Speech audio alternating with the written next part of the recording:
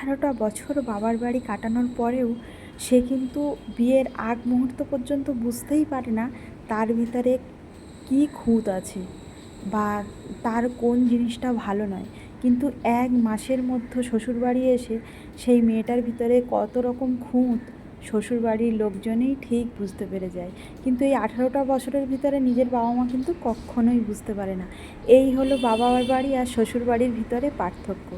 তো নমস্কার বন্ধুরা, আমি বন্নি। কেমন আছো তোমরা সবাই? আশা রাখছি সকলে ভালো আছো, সুস্থ আছো। আমরাও বেশ আছি।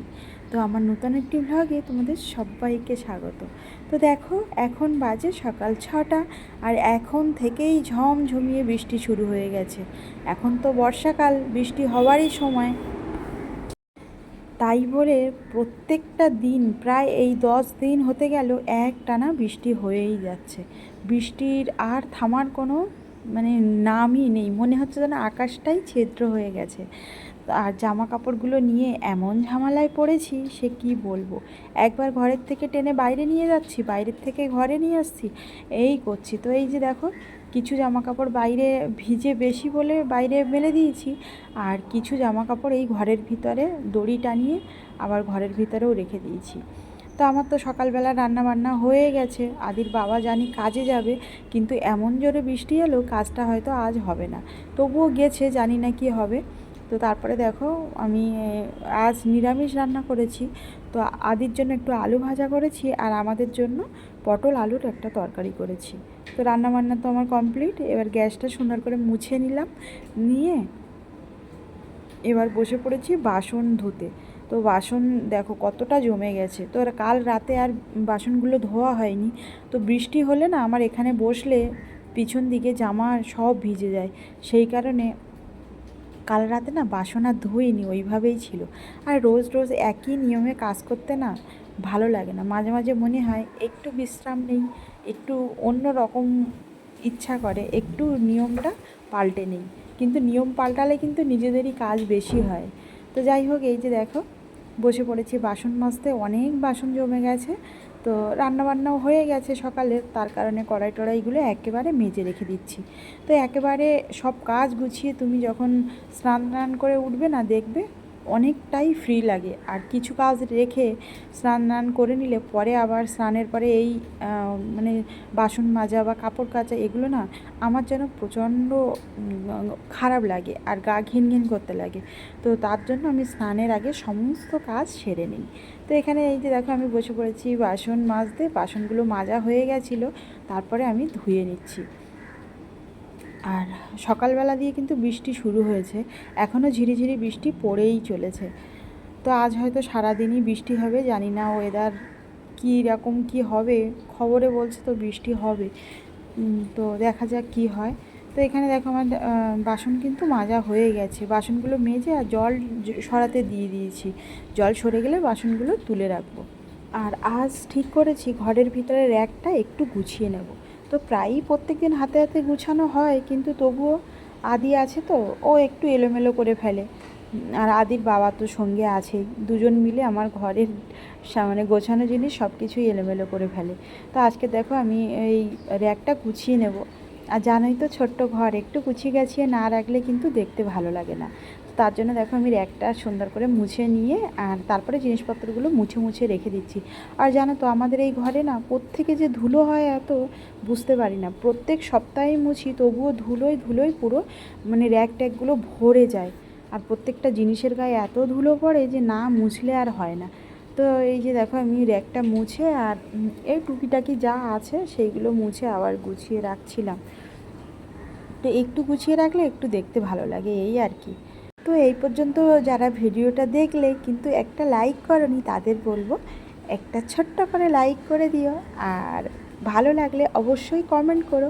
আর যারা আমার নতুন পরিবারের নতুন বন্ধু হতে চাও, অবশ্যই আমার চ্যানেলটা সাবস্ক্রাইব করে দিও।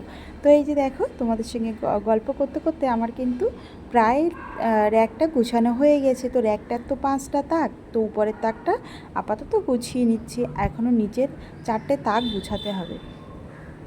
তো এই র্যাকটা ছোট হলে কী হবে, অনেক জিনিসই ধরে। আর এই র্যাকটা আছে বলেই না এই ছোট্ট জায়গার ভিতরে আমি এত সুন্দর করে জিনিসপত্র গুছিয়ে রাখতে পারি। তো উপরের মানে উপরের তাকটায় আমি এই যে টুকিটাকি এই জিনিসপত্রগুলো রাখি, তেলের বোতল, একটু বডি স্প্রে, এই টুকিটাকি যা থাকে আর কি ওইগুলোই রাখি। আর নিচের তাকটায় আদির বই রাখি। আর তারপরের তাকটায় যে ফ্রিজে মাছ টাছ রাখি যে কৌটাগুলো, সেই কৌটাগুলো রেখে দিই। আর কাপও আছে কিছুটা।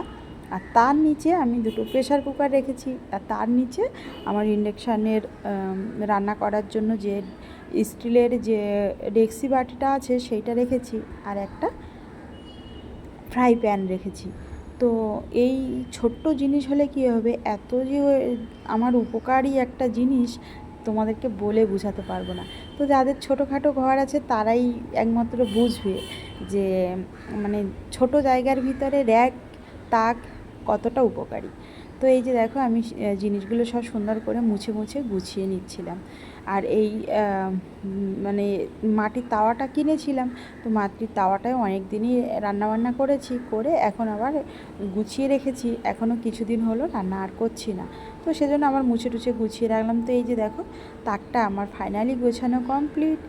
আর এই যে দেখো কেমন লাগছে আমার গোছানোটা, তো অবশ্যই তোমরা জানিও।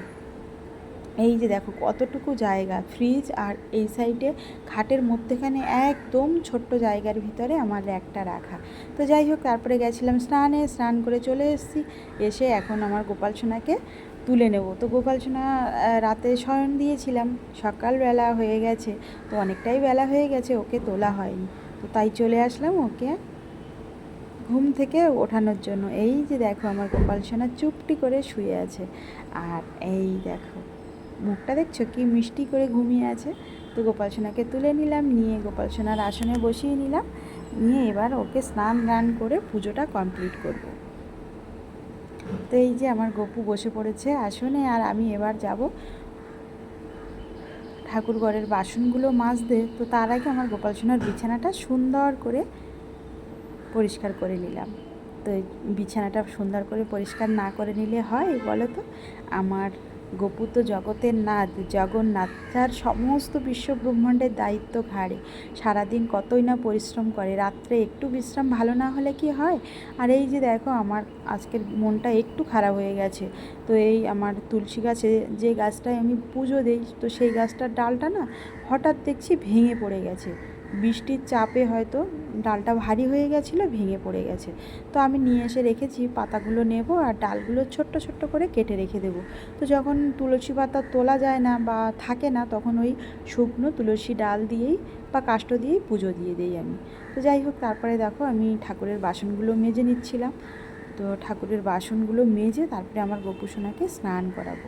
আর এই পিতলের জিনিস বা তামার জিনিস রোজ না মাজলে দেখবে একটা কেমন একটা ছাপ, জলের ছাপ ছাপ মতো পড়ে যায়। তার জন্য না প্রত্যেক দিনই মাজতে হয়। তো বাসন মেজে চলে এসেছি ঠাকুর ঘরে। এসে এই যে আমার গোপাল সোনাকে দেখো স্নান করিয়ে নিচ্ছি।